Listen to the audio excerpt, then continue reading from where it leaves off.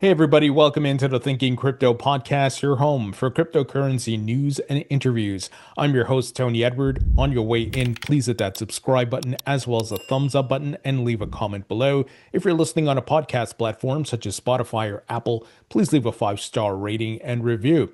Folks, it's great to be back. Many of you know that I was in Cancun, Mexico over the past 7 days with the family. Went on a bit of a vacation, spent Christmas in a tropical environment, which was a big change from how I usually celebrate Christmas, but it was a great time. But I came back to freezing cold weather and a snowstorm. So this morning I found myself shoveling snow. But it's good to be back, guys. And I want to talk about the markets. And, while I'm back in the freezing cold here in the Northeast, it's also pretty freezing cold or frozen in the crypto market. So let's take a look at the charts here. So Bitcoin still consolidating, currently sitting over $87,000. On the daily, the MACD shows the bulls are in control. However, the RSI is kind of moving sideways right now, which, it's kind of what the price is doing, right? So we got to be patient. There's some consolidation here. When you look at the chart overall, we're still seeing higher highs and higher lows being established here. That's a good sign. I do believe there's a bull rally coming soon, and I believe that's going to happen in January, go into February as well, and maybe once again we see that blow off top in March. Now, I know some of you are going to say, Tony, we are in a bear market because of the signals on the charts, the weekly, the monthly, and so forth. But yet the macro, as we've been talking about, the macro is contradicting that.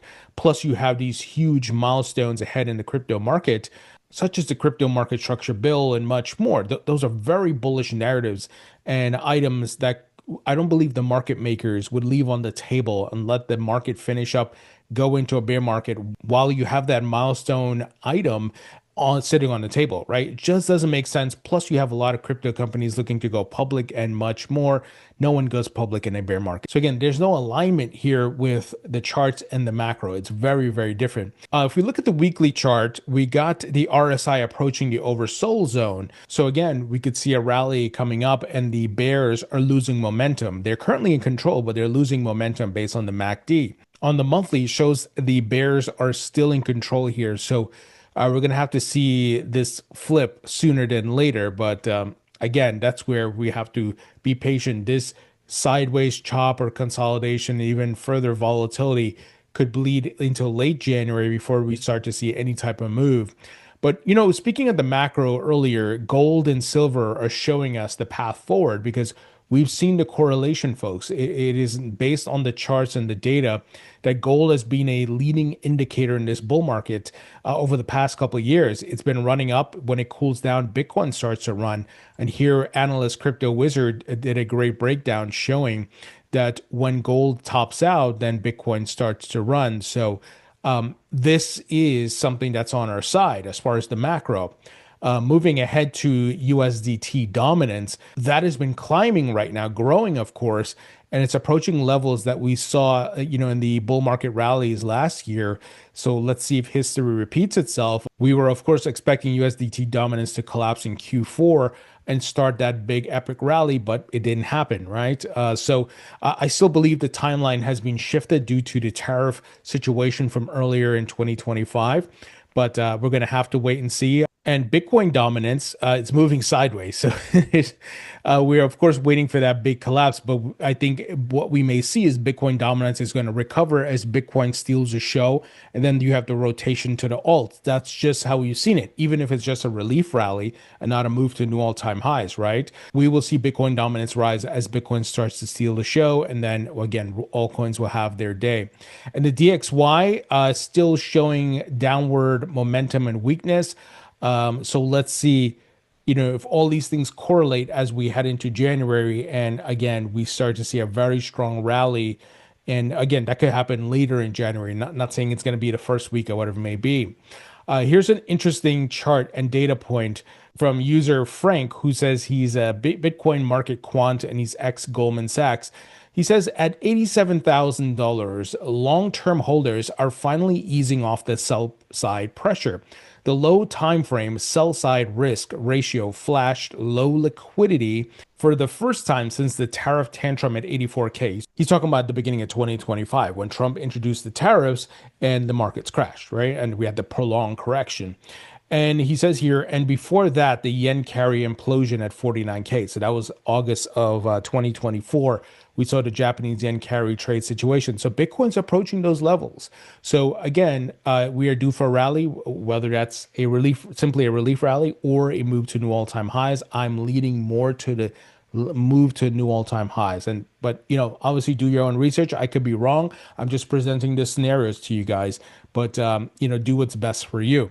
Now, on-chain data showing what Bitcoin whales are doing, this is from Sentiment, shows that whales are accumulating, but not as aggressively as they have before. But we still got to give it time because we've seen, even in the respective pullbacks, for example, at the beginning of the year with the tariff situation, accumulation slowly ramped up coming out of that, then really picked up months later. So we're going to have to exercise a lot more patience, guys. I know it's hard. I know it's tough. I know many of us wanted to end the year with a big move, but unfortunately that didn't happen. And we have to work with the market that we have here. But we're at least looking at the data and the charts and the macro. We're looking at everything, not just one data point, right? You can't just look at charts. And here's a list of things that are on our side as we head into 2026. So, of course, the Fed ended quantitative tightening. They have started QE. That started on December 12th.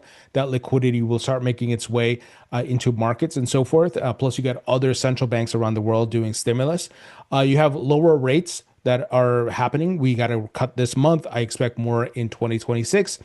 Trump is talking about a stimulus. So the 2K stimulus checks from the tariff revenue. The Genius Act implementation is in process. Clarity Act is coming up, the market structure bill. You got a pro-crypto Fed chair that's going to be put into place. We have obviously a pro-crypto president, pro-crypto SEC, pro-crypto Treasury Secretary, pro-crypto CFTC chair, and banks are accepting crypto as collateral. So this was posted by the user Mark Chadwick, and he summarized it pretty well here. So there's a lot of things on our side here, guys, even though we've faced a lot of uncertainty. And this year has been really tough, overall for the markets, especially with the tariffs and other factors. But I'm optimistic that we're going to see a rebound. Markets don't go in one direction forever. If history has taught us anything, right, you just go look at the charts. Markets don't go in the same direction forever. So it's a matter of if you are patient. And that's the thing that trips up a lot of people, right? Folks, this episode is brought to you by Propy. Propy's leading the charge of putting real estate on chain. Folks, we know all assets are going to be tokenized. We see it happening right before our eyes. Wall Street and the big TradFi firms putting assets on chain. Real estate, the world's largest asset class, will go on chain as well. That process has already started. And folks, Propy's leading the charge doing that. I'm a Propy token holder. I have been since 2018. I'm a big believer in this project. Folks, you can buy and sell real estate on Propy using cryptos. If you want to sell your house with Bitcoin or you want to buy a house with Bitcoin, you can certainly do that. And Propy is tokenizing real estate, putting deeds on chain. They've created NFTs for properties and much more. Now, they've been around since 2017. They've facilitated over $5 billion in deals. Billionaire investor Tim Draper is an investor in this firm. And for the buying and selling of properties, they use Coinbase for the escrow service. So once again, they're leading the charge of putting real estate on chain, folks. And their platform is powered by blockchain and AI. So it's amazing. Again, this is the future. We know it. We're seeing it with other asset classes like gold and equities and much more. So once again, I've been a long-term holder. I'm bullish on this project long-term. It's still in my portfolio to this day. And they're doing some amazing innovations in the real estate industry, folks. So check them out. Go to propy.com. Link will be in the description. All right, let's jump into some news. Russia's central bank signals shift toward retail crypto access. Of course. Who the hell is going to ban crypto? I've said it many times ad nauseum. You guys are probably tired of hearing me saying this. Any country that bans crypto, they're writing their economic death sentence. So the Bank of Russia put forward a policy proposal that would allow non-qualified investors to buy certain cryptocurrencies. According to a Tuesday announcement, the central bank's proposal would allow both qualified and non-qualified investors to buy most crypto, but with limitations. Non-qualified investors would be limited to yet to be defined set of liquid crypto after passing a knowledge test capped at 300,000 rubles, $3,834 a year. Qualified investors would gain broad market access, excluding privacy coins, also subject to a knowledge test. So obviously, they're crawling before they walk and they run, right? And a lot of these countries, it's not that they don't necessarily want people to invest in crypto, is they're afraid of capital flight risk. They're also afraid they can't tax it. They need to make sure they have their regulations in place. That's what this is, right? That's why they're staggering it here. We've seen other countries do this, but the fact is, look at what's happening. They're slowly opening it up. And eventually, once they can track it and tax it and get their cut, they're going to open it up completely. So this is very bullish. And we know people around the world want crypto. And if you try to block it, they're going to go to use a VPN or something and go, buy it on another exchange in another country and all that stuff. Okay, moving ahead, Visa says crypto officially went mainstream this year. So this was a big year for crypto. I know the prices didn't reflect that, but for crypto adoption, guys, it was huge. The biggest banks, the biggest credit card companies, payment companies, stock exchanges, all embrace crypto. They're launching ETFs, they're tokenizing, they're using stablecoins, they launch crypto trading and custody and much more. So it's been a huge year for crypto. And man, some people were talking about it recently, the dichotomy between the adoption that we're seeing and the price has never been this insane, right? So here's hoping, fingers crossed, that 2026 the price starts to catch up to all this news. And here's an example: crypto mergers and acquisitions hit a record $8.6 billion in 2025. So it's amazing. It's amazing. We had tons of acquisitions, mergers. A lot of companies went public.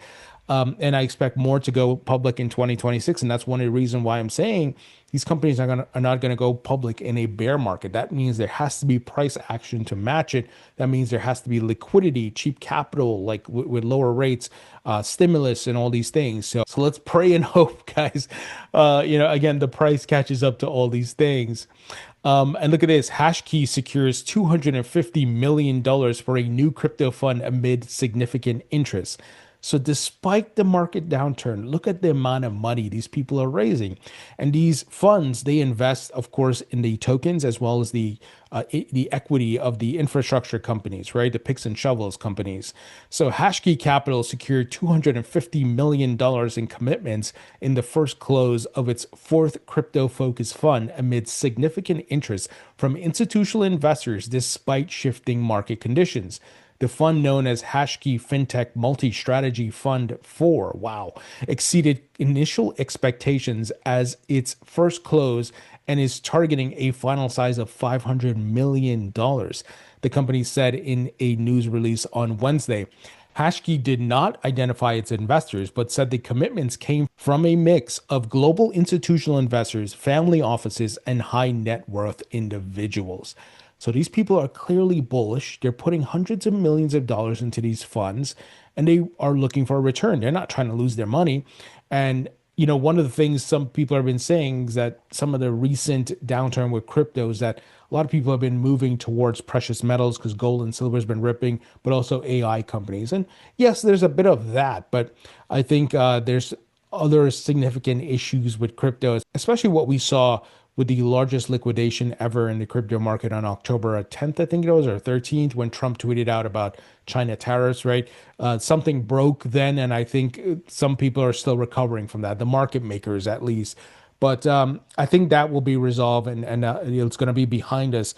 And it's great to see that liquidity and fresh capital is coming in here. Now, folks, Coinbase CEO says reopening the Genius Act is red line, slams bank lobbying. So we've been talking a lot about this. The banks are trying to lobby to change the Genius Act. They don't like that you, again, are earning great yield from staking as well as stablecoin interest on exchanges like Uphold or Coinbase or whatever platform you use, because they're giving you bullshit interest, 0.01% in your savings account, right? While they're pocketing, I think it's like near 4% of the interest they're earning, with their capital sitting at the Fed or whatever, the Treasury.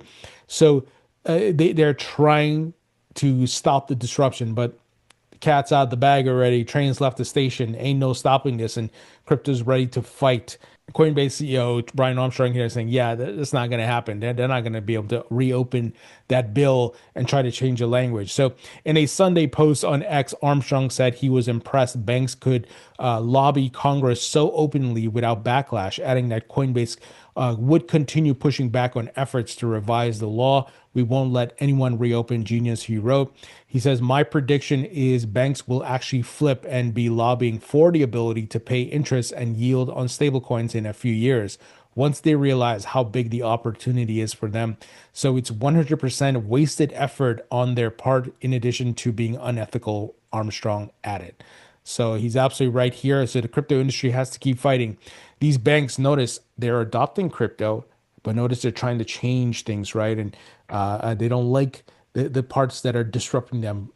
And look, I get it. They're an incumbent and they want to fight. But the point is, if they want to compete, they should actually try to do good by their customers instead of taking, the majority of the funds and the money and giving you less than breadcrumbs, 0.01%, guys, right? It's pathetic.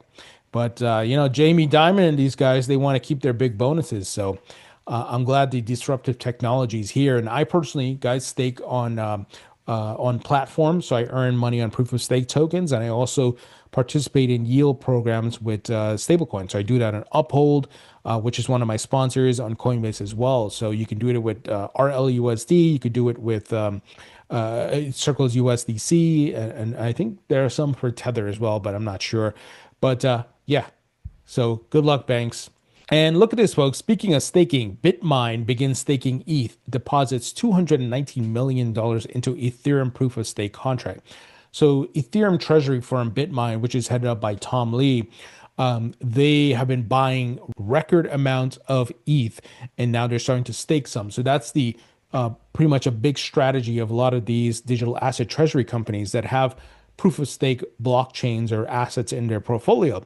They can put it to work and earn the yield. So it's smart, right? And I think when a bear market or market downturn comes in, that's the great thing about a proof of stake blockchain, because you can just earn that built-in yield. So this is pretty cool.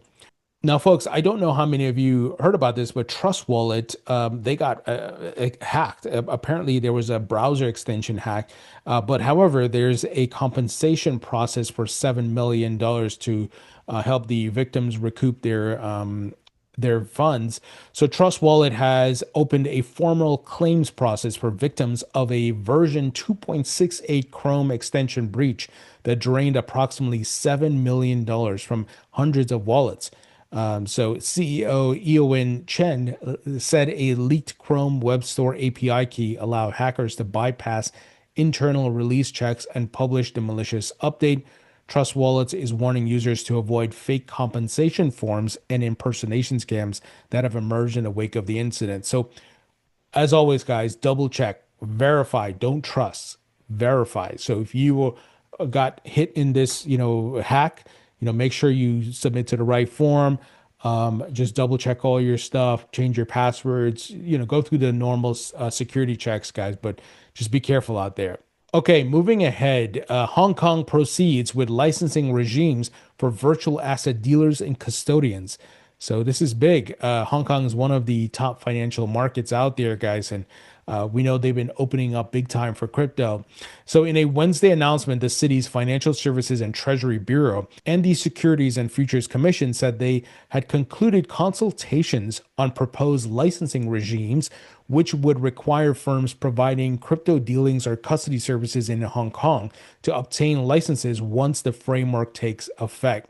The move adds to the city's expanding crypto licensing framework. Earlier in 2025, Hong Kong brought its stablecoin ordinance into force, opening a new licensing regime for stablecoin issuers. So, again, they're not banning it, just putting the guardrails. Get your license, report your taxes, report your transactions, all that stuff. So crypto is here to stay. All of the things that exist for TradFi are being put into place for crypto. Okay, moving ahead, Binance lists the SOM-pegged stablecoin as Kyrgyzstan deepens crypto push. This should come as no surprise. CZ and Binance have been building tons of relationships in that region of the world, Pakistan, Kyrgyzstan, I think Kazakhstan as well. So of course, Binance is going to get the adoption, which benefits them, and of course, it benefits these countries, because Binance is the world's largest exchange. So in a Wednesday X post, the president of Kyrgyzstan said the Kyrgyzstan's KGST stablecoin pegged to the SOM would contribute to the development of cross-border payments and deepen the country's ties to the crypto ecosystem. Binance founder CZ or Changpeng Zhao wrote on social media that many more nation-backed stablecoins would be coming to the exchange. So incredible what's being built here, folks. Don't miss how insanely amazing this is. That these countries, some of them very small, are embracing crypto, launching their own stablecoins, launching crypto trading, regulations, and much more. Okay, final news item. This one is pretty interesting. The IMF says El Salvador is in talks to sell this state-run Chivo Bitcoin wallet. Remember all the years the IMF were criticizing El Salvador? Now they're trying to buy their wallet? This is insane, man. In a good way. I mean, it's huge capitulation, but we've been seeing it all over the place. So the statement followed a May deal with El Salvador in which the IMF would pay $120 million as part of a 2024 loan agreement for $1.4 billion. As part of the deal, the government would stop acquiring Bitcoin. It's unclear whether El Salvador is abiding by the terms of the deal, though the IMF reported in July that the country's government had not purchased any Bitcoin since 2024. El Salvador's Bitcoin office continues to announce crypto buys, including 1,090 Bitcoin worth $100 million in November. So this is so strange, but look, we know crypto and blockchain's here to stay. So someone has to capitulate, right? And I think the IMF, the BIS, all these folks are capitulating big time. They, for years, were trashing Bitcoin and much more and what these countries are doing now. It's a complete 180. Folks, that's the news. Let me know what you think. Leave your thoughts and comments below. Hit the thumbs up button. Hope you're all doing well. You're enjoying your holidays. And as we head into 2026, you have a happy, healthy, amazing year. And folks, be sure to support the podcast by subscribing to my free email newsletter. It's on Substack. Link will be in the description. Check out my book on Amazon. It's available in paperback and digital. Grab a copy and check out my course at mycryptocourse.com. This is a comprehensive course that teaches you everything you need to know about crypto. So folks, thank you for tuning in, folks. I appreciate you all, and I'll talk to you all later.